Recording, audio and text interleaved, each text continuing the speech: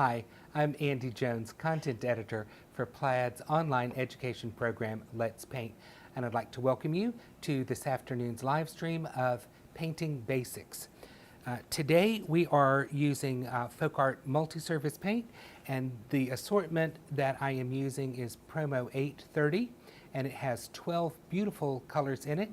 So these are the 12 colors that we are going to use to paint our upmarket kind of yard art. So I am joined here in the studio by Chris Williams, who will be doing a great job moderating for us today. I will give it my best, Andy. I have no doubt about that. And just so everyone knows, we are streaming dually today, both on Facebook and YouTube. So I'm going to do my best to monitor both platforms to be able to pass along comments to Andy and or questions you may have. If I don't get to your question or comment right away, please just be patient. I'm working on two different platforms today. We're going to make it all work today. And so what I'm going to show you how to do is to take, I bought this rooster at, wasn't a craft fair, it was sort of like some lifestyle fair. And it was already beautifully rested. And so just want to let you all know this right up front. I'm doing this to stick in the yard, and because our multi-surface paint is indoor-outdoor, it is perfectly fine to use to paint outdoors. The one problem with this is that this is a rusty piece of metal, and the rust will eventually kind of grow through the paint. If you don't want rust to come through your paint, don't paint on top of rust. That's my words of wisdom for you. And I didn't pay enough for this to spend the time to get rid of the rust, because it's rusty on the front and it's even rustier and nastier on the back. I think that adds to the charm of your country rooster there, Andy. It's going to add to the charm until it overtakes the paint. But that's, going to be years down the road, and we will have gotten our enjoyment out of this by that time. So that I just wanted to make sure that you were all aware that rust will come through your FolkArt multi-surface paint. It's inevitable. Rust comes through anything. All right, so let's talk about what I did to get ready to paint on this today. I took a piece of sandpaper and just sanded it down so I knocked off all of the loose rust. And then just to keep rust flakes from getting in my paint, I gave it a coat of FolkArt clear acrylic sealer in the matte formula. So that's what has happened here. Now, before I start to paint this rooster, I like to give myself a little bit of a road map. So I'm going to take just a piece of ordinary chalk and kind of sketch on the different parts of my rooster. So the rooster's head is going to come up this way, and it's going to come around the front, just like that. While you're sketching there, Andy, I'll share a comment with you from Martha. Okay. She says, "Oh, a rooster! Thank you so much." Well, I'm glad you're excited about this. And to be honest with you, I've never done this rooster before, so this is all going to come together right here in front of you, and it's going to be a surprise for you, and it's going to be a surprise for me. And Sherry Ward says that she's a rooster collector, so I know she's going to enjoy today's lesson. Well, I collect roosters myself. Oh my gosh, Andy has got the best collection of a variety of painted roosters. Oh, thank you. I enjoy my collection. All right, so this is the head, and these are the neck feathers that come down on the rooster's body. Then we've got our rooster. We're going to give a little bit of a leg here, and then we're going to give our rooster a bit of a wing here. Not exactly sure how we're going to paint this, but that's going to be our rooster's wing going back there. And then we will have big tail feathers on our rooster. That's what I'm waiting to see, Andy, is the lovely poofy tail feathers. That's what I'm waiting to see too, Chris. So we'll see exactly how all of this comes together. But and anyway, if a little rust ends up showing, that's perfect, because Avni says she likes a little bit of rust. Well, she might get a lot, she might get a little, but everybody's getting something today. All right, so like I said, I don't quite know exactly what I'm going to be doing, but I am going to start out with a color that I have mixed. So let me just pick this up on my palette knife. I did this before we got on camera because I knew I was going to want a nice gold color. So in this particular set of paint, I mixed some daffodil yellow, a little perfect purple, and some lipstick red. No, I'm sorry, I mixed some cardinal red in that. So the yellow and the purple gave me kind of a dull yellow color, but then I needed to warm it up a little bit, so I added just a little bit of red to it. And Andy, let's talk about the type of paints that you're working with today. Okay, I am again using the FolkArt Multi-Surface Paint, and this is a paint that is specifically made to be used on all different kinds of surfaces, whether it's wood, metal, glass, ceramic, terracotta, paper mache, fabric, you name it, you can paint on it with this paint. The only thing that it's not good for is soft plastic like Tupperware. If you've got hard, rigid plastic, it's great for that, but it's the squishy kind of Tupperware Tupperware plastic that it's not good for. All right, so we are taking our color mixture here, and I'm just going to call this ochre because it is kind of a straw color. I'm going to go overhead so everyone can see better what you're doing, Andy. Okay, and I'm going to just begin to paint the rooster's head and neck. And what I'm going to do as I get down here toward the bottom, I'm just going to let this paint just kind of trail out as it wants to, and we're going to just stroke some of this on top of the head. And again, this is going to be some quick and easy yard art. And you can find all different sorts of these kind of rusty cutouts in different places. In addition to the rooster, I also bought a couple of seahorses. And I don't know what we're going to do with those or when we're going to use them, but there will be rusty seahorses in the future here. And I'm just adjusting the shape of the head, and then we're just swooping this down. And as you're doing that, I'll let you know that Dana just typed in a comment that she loves the FolkArt Multi-Surface Paints. She loves how thick and nice they are to work with, and they're easy to coat in just one coat. There you go. They are fabulous paints. And we've got viewers letting me know from where they are tuning in, and we have one viewer on YouTube that's tuned in from Brazil, Andy. Fantastic. All right, so I'm just, like I said, just kind of sweeping this on and letting it just kind of fade out down there. And I'm not worried about how it looks at the top, if it's completely covered or not. So we're just swooping this on there. And of course, you know, I can't leave well enough alone. So I am going to grab my daffodil yellow, and I'm going to put some of that out here on the palette. But before I dive into the daffodil yellow, I'm going to take this kind of straw color, and I'm going to paint the rooster's beak with that. Just give a quick little bit of the ochre color on the beak, and I'm going to put out some pure orange on my palette. We're going to end up using probably every color that comes in this assortment today.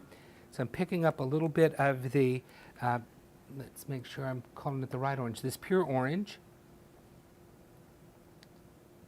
And I'm just kind of picking up color on one part of the brush, and we are going to begin just to stroke that on at the front edge of the beak. And now we've got a lovely orange beak on there. And I'll wipe my brush off, and I'm going to pick up some of the daffodil yellow, load my brush with that. And we're going to hope for the best here, because I don't know exactly how this is going to turn out. But I'm going to start up here on the front face of the rooster, and I'm going to stroke on some of this daffodil yellow and let it swoop down. And then we're going to repeat that again right next to it and let that sweep down.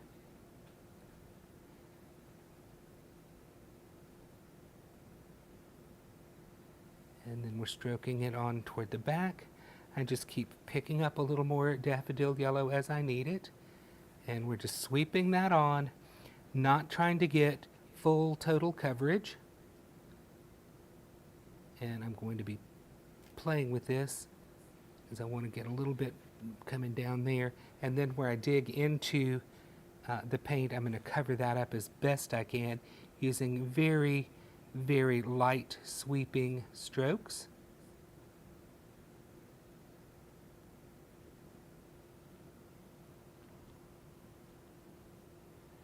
Okay, now I'm just playing in it more than I should. Andy, can you tell us what type of brushes you're using? Curtis is asking a question, wondering what type of brush it is, and can you do the one-stroke painting with the type of brushes that you're working with? I'm just using a regular Taklon bristle brush, so it's a very soft bristle brush, and I imagine that you could do some one-stroke painting with this kind of brush, or you could actually use the FolkArt one-stroke brushes. Okay, so I'm going to say that's okay. So my chicken now has a yellow head, and that's swooped on there pretty nicely. All right, so we are now going to turn our attention to the comb and the wattle. And I am going to use some lipstick red, just kind of a nice orangey red. And let's see, I'm going to switch to a smaller brush. And I'm going to pick up some of that lipstick red. And before I even get started, I'm going to put out a little bit of licorice on my palette. Again, like I said, we're probably going to use every color that we have. But I'm going to pick up my lipstick red, and I'm going to paint the top of the comb. Pammy says that she had a concrete statue that she refurbished and gave new life to, that she had painted using the FolkArt Multi-Surface Paints, and now she sets it out in her outdoor decorating every summer. Oh, that's very nice. Great that you could revive something. And Jean Marshall on YouTube says she didn't expect to find you today, and it was a lovely surprise. Oh, well, surprise, Jeannie, here we are. All right, so now I've put my corner of the brush into a little bit of the licorice. So I've got a darker burgundy color, and we're going to shade the comb with this darker burgundy that we've just picked up on our brush. And you can see right here where I've got that dark color going on. And we're just going to pat, pat, pat some of that on here.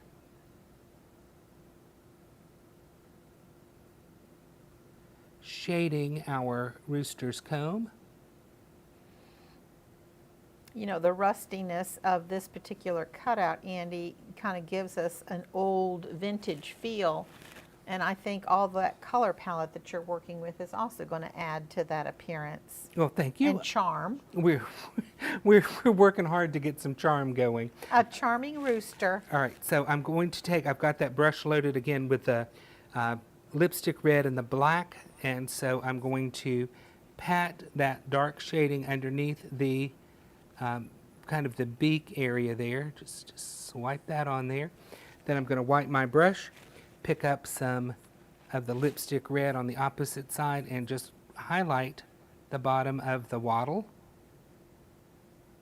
All right, so we've got our comb and wattle all painted. We may come back later and mess around with this a little bit more. I'm trying to develop a plan in my head, and every time I do something, I'm like, oh, that looks good, maybe we'll leave that alone. And then I think, maybe we don't want to leave that alone. All right, so I'm going to pick up a little bit of my ochre color and just the tiniest little bit of licorice. You definitely do not need much, because that's going to overtake this kind of straw color. But we will come back and we're going to put in the dividing line on the beak. And then we're shading the bottom part of the beak. So that doesn't show up too well, but don't you worry. We are not leaving well enough alone there.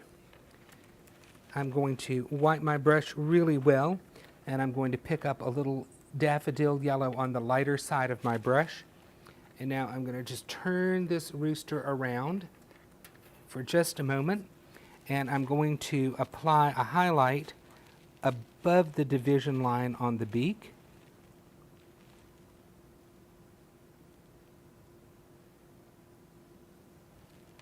And then we're going to hit that with a little bit of orange because that's just too yellow. Here we go. All right, so I'm going to hold this up to the camera so you could see that we've got our beak shaded there. And he's going to need a little bit of a nostril so he can breathe. So to do that, I'm going to take a liner brush and a little bit of that ochre color and just a little bit of the licorice and lipstick red. I don't want it to be completely black, but we're just going to give him a little nostril right up on the top of his beak. Gail Strand says that she's painted on a rusty shovel before and that it's held up very well through the years. That's good. And Roseanne Gina Buscemi says that she has painted on concrete stepping stones with FolkArt Multi-Surface, and they're doing well in the hot Florida sun. Well, it's great that everybody is using their FolkArt Multi-Surface paints on a variety. I'm loving all these testimonials. Yes, indeed. All right, so I'm going to take that same nostril color, and we're going to give our rooster an eye. And I'm not sure exactly how this is going to look, but we're going to give him an eye right where I think it ought to be.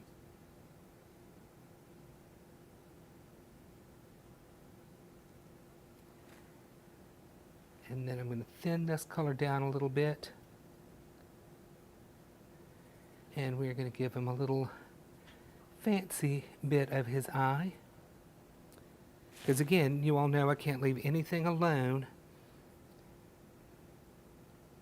Now, Andy, you had mentioned earlier that your rusty cutout rooster here came from a festival or craft area that you were visiting one time. Any ideas where someone might find something like that at retail now? We have a couple questions coming in. I can tell you, if you go to Google, or you go to Etsy, or you go anywhere where you can search the internet and you type in rusty shapes yard art, there, you'll find whatever you want. And if you are one of those people who has a special dog breed or something like that, I guarantee you can find a rusty cutout of your dog breed there. I mean, this stuff is not hard to come by. All right, so there is, let me show this up close to the camera again. There's the fancy rooster eye. So fancy. And we're going to give him a highlight in his eye. And you want to do this with wicker white. And I'm just thinning that out a little bit. Now, one thing I will share with you, this is your pro tip here. Do not make the highlight in some eye, it doesn't matter what kind of eye it is. Don't make it like some tiny little pin speck of white. If you make a tiny little pin dot of white, you're going to have the meanest, angriest looking animal you can imagine. Oh, we don't want an angry rooster. No, you definitely do not want an angry rooster. All right, so I'm going to take this white and I'm going to give him a decent size highlight in his eye. There you go. If the highlight is too small, like I said, he's going to look angry, so we give him a pleasant looking highlight there. So he's a happy rooster now. All right, so I'm just touching and feeling the wattle feels a little bit dry, and it's not dry enough for me to really paint on, but because we're on the internet live, we can't take time to let everything dry the way it ought to. So I'm picking up a little bit of lipstick red and a little bit of pure orange. And Emily is in the studio with us as well. She's working away on other projects, but I'm going to ask her to do me a little favor. If she can go into my area and fetch that heat gun for me, that would be great. And is she listening to me, Emily? She's Emily? not listening. Andy's asking if you could run and get his heat gun for him. I'm sorry. It's in the gray bag on the floor over there. So sorry, I was asking Emily, and she had her earphones in, so she couldn't hear me. But anyway, so we're gonna dry our rooster a little bit more in just a minute.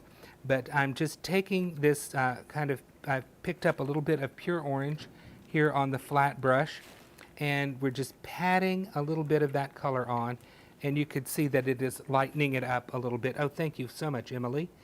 I appreciate that. I got here without it and didn't plan on using it, but it seems like it might make life a little easier for everyone. Now, the only thing I want to tell you, Mr. Jones, is be careful because you're going to heat up that metal and then Oh, not it's be going to able be to, hot as you're a not going to be able to hang on firecracker. to it. It's going to be hot as a firecracker. And Sherry was just asking, have you ever done any art with Clarice, your 160-pound or 65-pound St. Isn't Bernard? that sweet angel baby. I know. I told her that we did a whole pet series and that you would find it in the Let's Paint with Plaid Facebook group. But Well, there's also, let's not forget, we did a Christmas project Yes. with Clarice. Yes, we did did. some painting on a pillow with, we'd used a permanent marker and some FolkArt paint and textile medium. All right, now I'm loving this a little bit more now that it's got some shading and highlighting on it. So let me get this back in frame, and then we'll hold this up for everybody to take a quick look at. So you could see I did tap that orange on there, and that's looking a lot better. Okay, so the next thing we're going to do is just complain about the wrist falling all over my palette. I'm going to get into my paint. So that's part of making something old and rusty like this a little bit more upmarket. All right, so I'm going to make a rusty color here on my palette. So I'm going to take a little bit of my lipstick red, and I'm going to take a little bit of my pure orange. So we're going to mix that together so that we get a nice orangey red color. And I'm going to add a little bit of licorice to that so that we get a nice rusty color.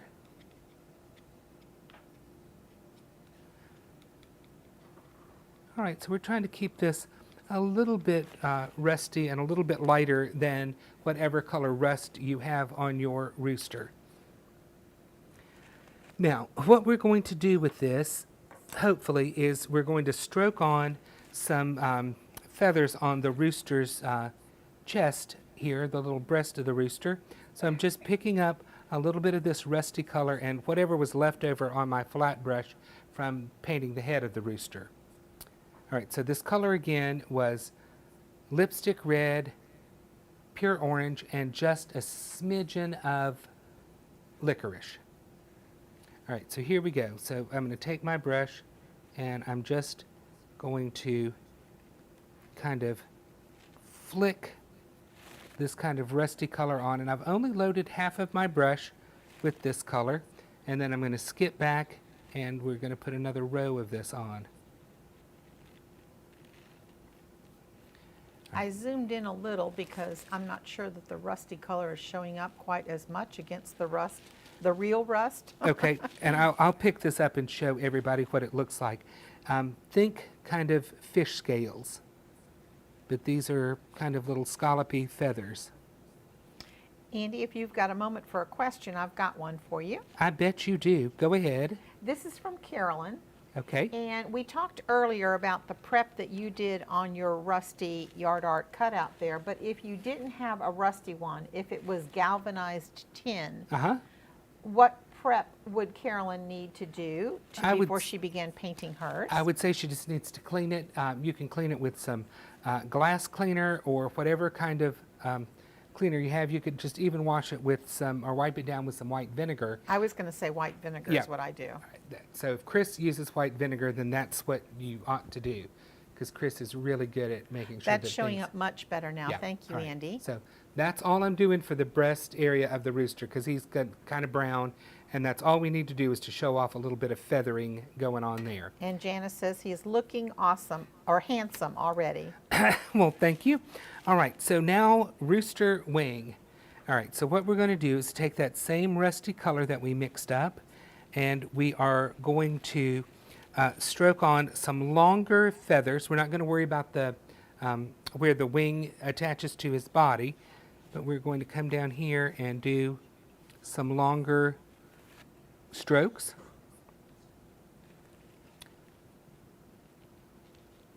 just kind of setting up what our wing's going to look like. And this is still using that combination rust color that you mixed up. Yes, it is. Because like I said, I'm not sure where I'm going with this, but this is where we're starting. We'll find out how much of this shows up when we're done. All right, so. And I have a question an answer for Sarah. She said she's tuning in late from North Carolina. She's wondering if she can watch this again from the beginning. And Sarah, just so you know, we are dual streaming today. We are on Facebook, and we are on the Plaid Crafts page on Facebook.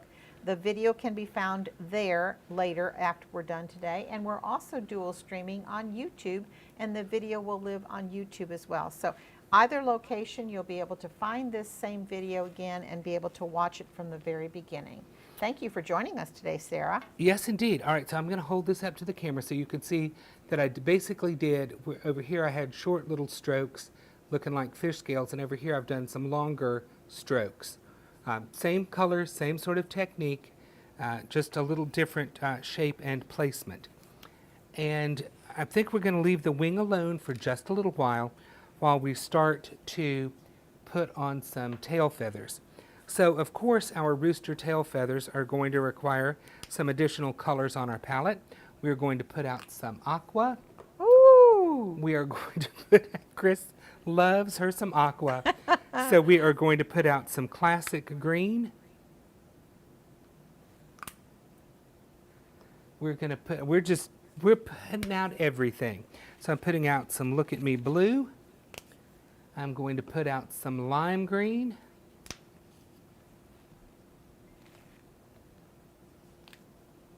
Okay, so I think we've got just about every color that we could have out. And what I'm going to do, I'm going to put a green tail feather on the rooster. So I'm taking some of my, I want to get the name right again, it is Classic Green. And I'm just going to thin this down on my brush just a little bit, not much, but just a little bit. And I'm going to stroke on a green tail feather. All right, so I'm holding this up, hopefully, so you can see. I think that looks pretty much in camera right now. Chris, is that pretty good? Unless I move it? Your tail feathers are perfect. Okay, great. Well, thank you for saying they're perfect even before I paint them.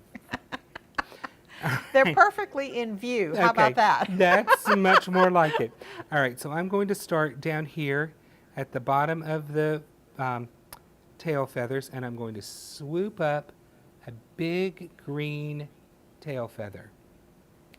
And because it's a big green tail feather and we're covering such ground, I'm going to give another little swoop of that, or maybe a couple of swoops, just stroking some green on. Okay, that's all I'm going to worry about right now with that. Now I'm going to shift to my Look at Me blue. Didn't even clean the brush out. Going to thin that down on my brush with a little bit of water. And I'm going to stroke on a big blue tail feather. Woohoo! Look at that. Now this is where it's getting fun. I'm loving the way that looks. Now, I know what we need, and I know Chris is thinking this exact same thing. We need some perfect purple out on our palette. I requested the purple in the tail feathers earlier. Yes. So if Chris wants it, Chris gets it. Ain't nobody happy until Chris is happy, You right? are not kidding. All right, so here we go with a purple tail feather.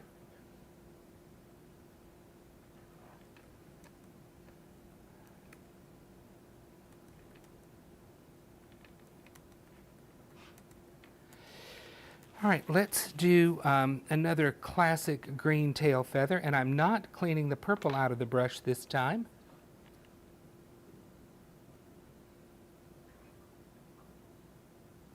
And again, we're swooping these on. And let's do another Look at Me blue. And again, not cleaning out my brush, just picking that up, and this is just tucking right in behind our tail feather, our wing. So setting the brush down swooping that tail feather on. Okay, now I'm going to quickly dry these and hopefully not burn everything up, and myself included.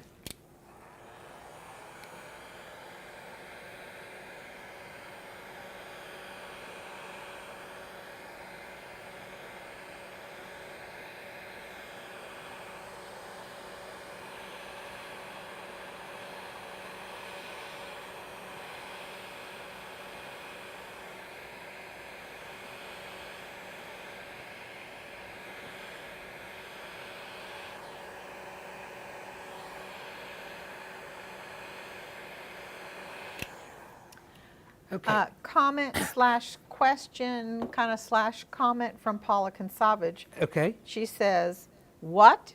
No glitter?" No glitter. Everything doesn't need glitter. And Andy's working with the Promo 830, which is a kit full of bright and beautiful FolkArt Multi-Surface colors today. All right, so I am going to rinse out my brush that we stroked on all of those tail feathers. And I'm going to give a little shading to the tail feathers. So to do that, I'm going to use some real brown. Oh, let me unscrew that. Put a little real brown out there. So I'm going to pick up a little real brown on half the brush, and then I'm going to put that same side that I have the real brown in it into a smidgen of licorice.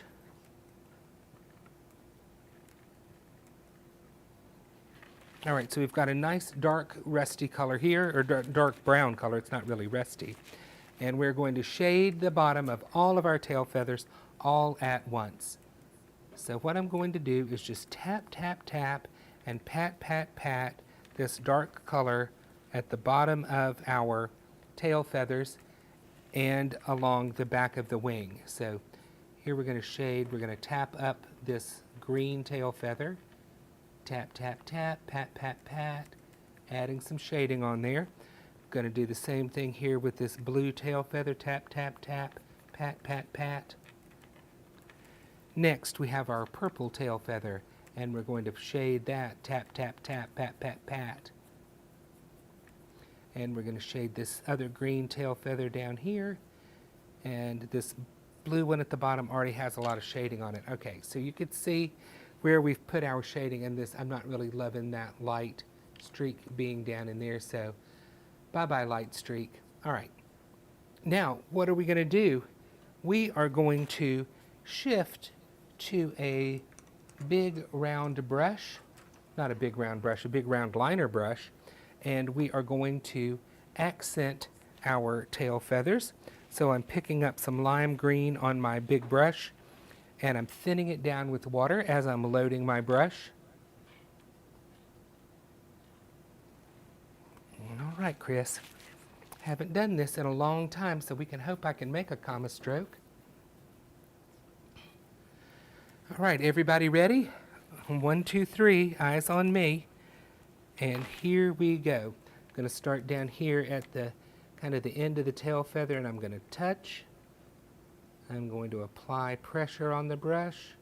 I'm going to pull and lift and drag my big comma stroke onto the tail of the rooster. And then here at the end, I'm going to put a few dots. And I'm going to do it again, Chris. Woohoo! Loving this really bright lime green color. It is a gorgeous, it's so bright, it's yellowy green, it It's just happy. livens up everything, yes. It's a happy, fun color. All right, It's a wonderful color. here we go. Touch, apply lots of pressure on the brush, lift and drag, drag, drag that out. And then at the end of that, we're going to put a few more dots, dot, dot, dot, dot, dot, dot. And on this rusty surface, Andy, I kind of like it when a stroke will kind of grab in hit or miss areas. that's- I don't think it needs to be perfect. Well, that's good because there's no way for me to make it perfect. Going to give you one more stroke up here. Touch, apply pressure, pull, lift, and drag. And then right down here, we're going to give a few more dots, dot, dot, dot. All right, we've got another green tail feather. It's getting some green strokes on it too, the same way. So we're going to touch, got to move that up so you all can see there. Going to touch, apply pressure, pull, lift, and drag to a point. Down at the bottom, we're going to give it a few dots. So we're going to dot, dot, dot, dot, dot. All right, so we'll hold that up so everybody can see that's just a big green comma stroke on there. Christine through Facebook says, wow, so pretty. Well, thank you very much, Christine. I appreciate that. What I'm going to do next is to add some strokes onto the blue section, and I'm going to take aqua, and I'm going to lighten that aqua with just a little bit of white to make a brighter aqua color.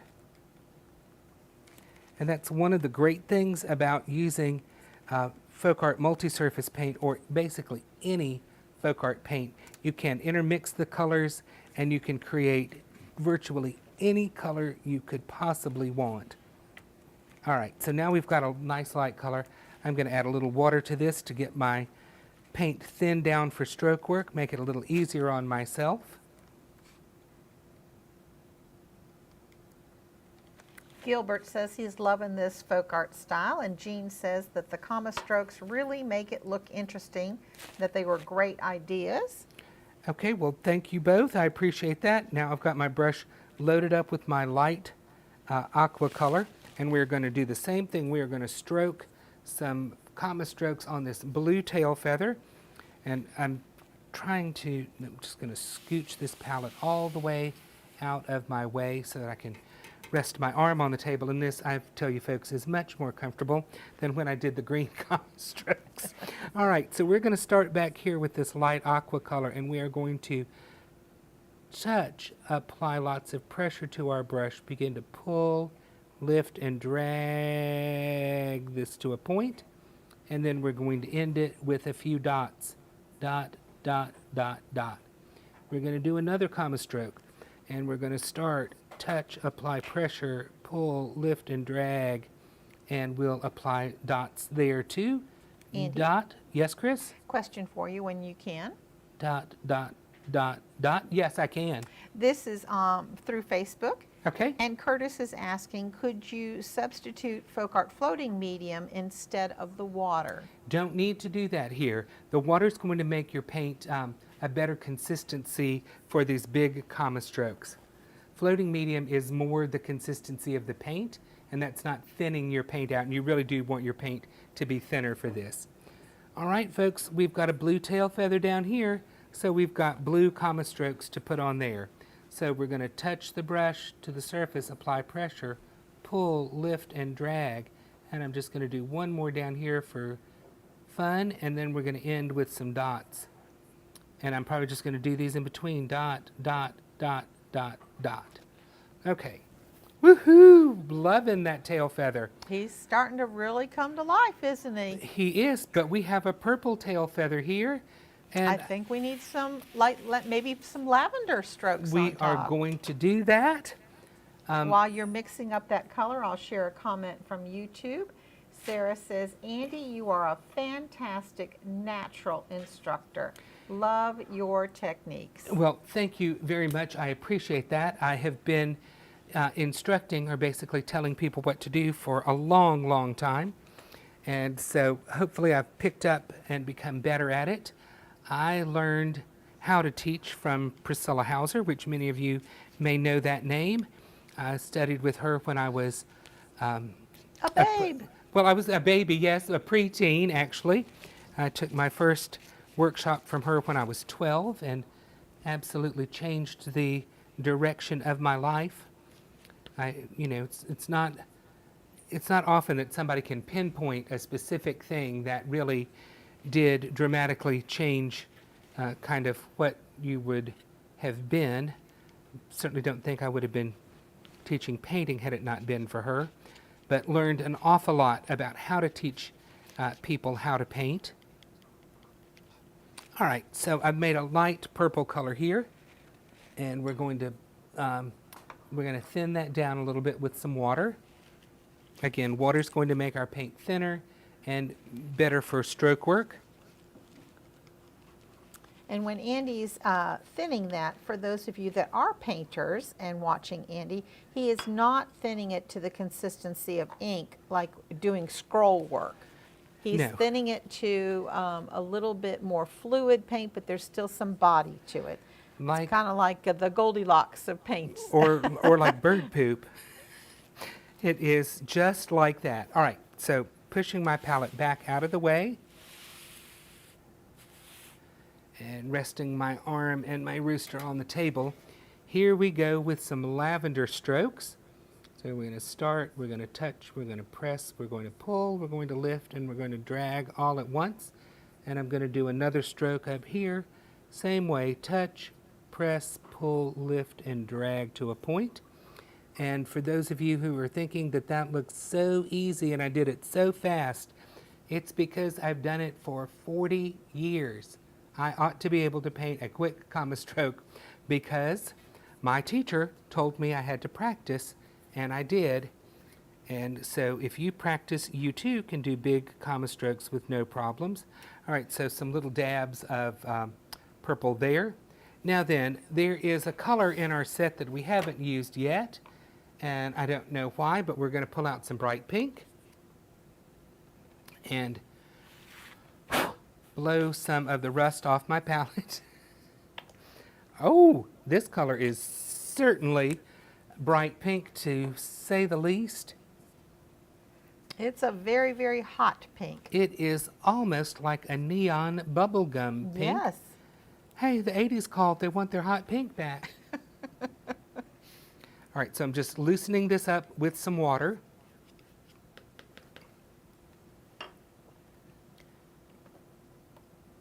And rinsed out my brush. Now we're going to pick up some of this bright pink, this magnificent hot pink color. And our rooster is going to be strutting his stuff with that color You on are his not tail. kidding. But we're going to put in a few comma strokes of this just here and there on our tail.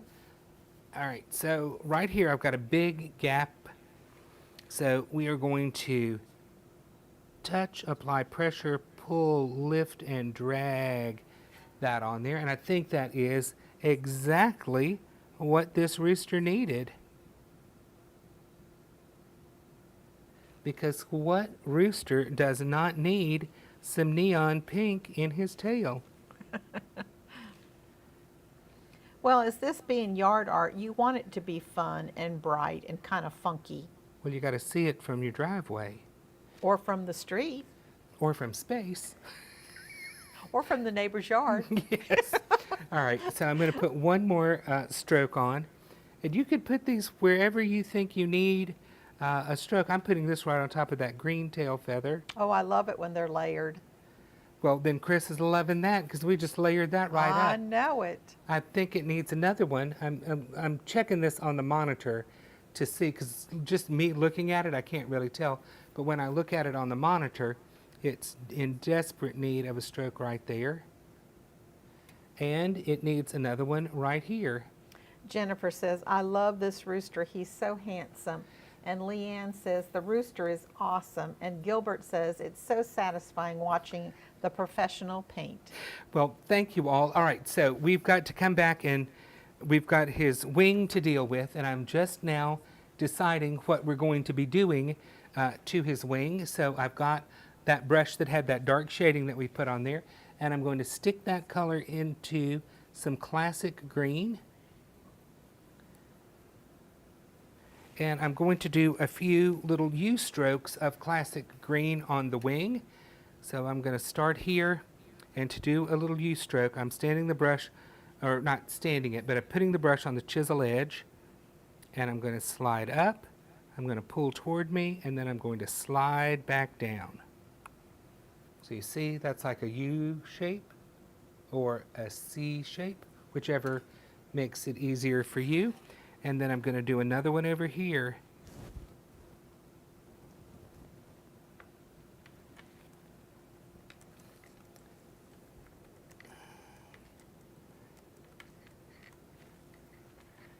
And I'm going to bring one of these down toward the front of the wing and slide that chisel edge down.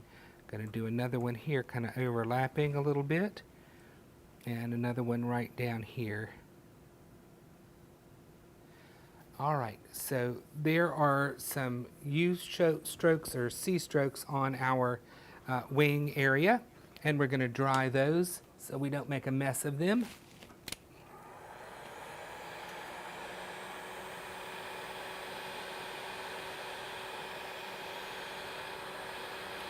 And Chris is right, this metal does get very hot I very know, I quick. was watching your hand underneath holding Yes. it, and I thought, I wonder how long he's going to It's not that long because set that it heat is, gun on that. it is certainly warm now, and we're going to say that that's dry.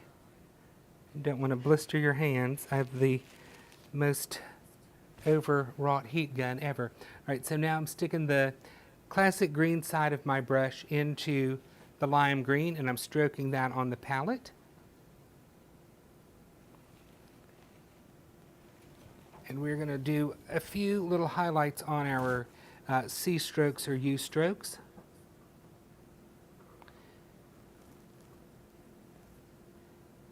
Just highlighting the top of these.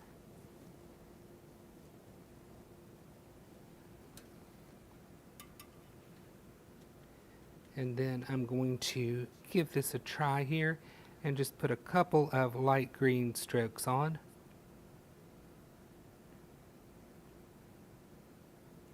Carolyn says, she says, this is beautiful, and I'm so glad you have so many talented folks to inspire us. And Carolyn, I will tell you, here at Plaid, in our content studio, we do have many different artists, all different styles, different tastes, different designs, and they are all willing to share their talents with all of us, and it's just really a nice thing to be able to watch people paint in a variety of methods and styles. All right, so now we've added the green on the wing, and I think, pull that up closer so everybody can see. All right, it's time for some chicken feet. Now, I can tell you, when you see chicken feet on the menu, don't get excited because they're not that tasty. But I have eaten my share of chicken feet. And if I don't have any more chicken feet anytime too soon, that's going to be perfect for me. All right, so I'm moving my palette back into place over here, just setting the rooster off to the side. And what we're going to do for his feet, I'm going to take my smaller flat brush, and I'm hoping that I've got enough left. And I'm going to side load with that straw color that we made to start out with. And we're not doing much to the feet, so don't get excited, because the feet, no one cares about anything except for the head and the tail feathers. The rest of this rooster is insignificant for most people. So I'm going to highlight just the outside edge of the feet and just kind of pull a little bit of this straw color down into the foot. So you could see I've done a couple of little swoops of that. And we're going to do basically the same thing on the bigger leg. We're going to come down the front side with a little bit of a highlight. And we'll let that trail off. And then we will highlight this little toe here. And that's really all I'm going to do to his feet, because like I said, no one cares about the rooster's feet. All right, so there we are. Let me get that on camera for you so you can see where I've highlighted his toes and a little bit of his leg there. And I'll let you know that Avni just said that, you know, she's got a gorgeous garden. She's now inspired to start looking for yard art and statues and things like that that she could paint. Well, and Paula Consavage says, oh, this is a funky rooster. And let me think, there was a couple more I wanted to share with you. Oh, Marilyn Healy just said on Facebook that we could have used the FolkArt Color Shift paints on the tail too. You can And do all of that stuff. I was telling her, yes, that was definitely possible because the FolkArt Color Shift paints are made in a multi-surface formula. Okay. Andy today is working with Promo 830, Mm-hmm. which is all multi-surface paints, and we didn't incorporate any of the specialty paints. No, trying to keep it simple for everyone. All right, so to make him a little bit more upmarket, I've taken some pure orange and some daffodil yellow on one side of my brush, and I'm just tapping and patting a little extra highlight on the comb so that stands out. Guess you Curtis suggested that you use lipstick red on his toenails. No, they have ugly, dirty toenails because they're all scratching around in their little coops. All right, so folks, I am thinking that this is enough on this yard art.